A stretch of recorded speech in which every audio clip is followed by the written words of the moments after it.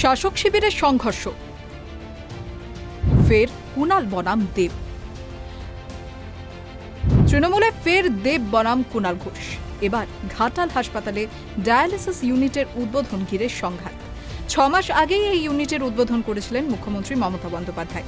এবার ফের এই ডায়ালিসিস ইউনিটের উদ্বোধন হলো, কিন্তু এবার উদ্বোধক ছিলেন দেব।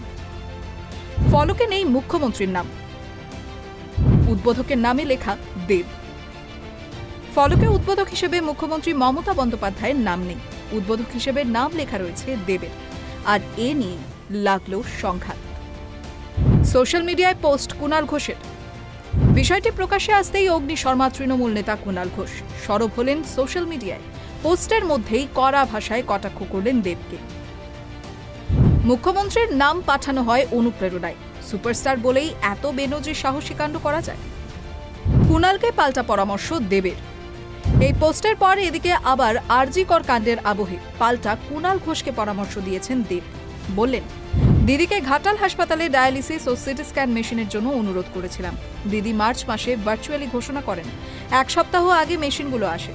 হাসপাতাল কর্তৃপক্ষের অনুরোধে উদ্বোধন করি, যাতে সাধারণ মানুষ পরিষেবার ব্যাপারে জানতে পারেন।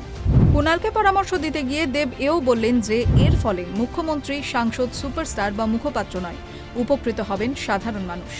আমরা যে পরিস্থিতির মধ্যে দিয়ে যাচ্ছি তাতে তথ্য যাচাই না করে মন্তব্য না করাই ভালো। কিন্তু এই সমস্ত কিছুর মধ্যে দলের অন্দরে চির যে ধরতে পারে তা আশঙ্কা করছেন বিশেষজ্ঞ মহল।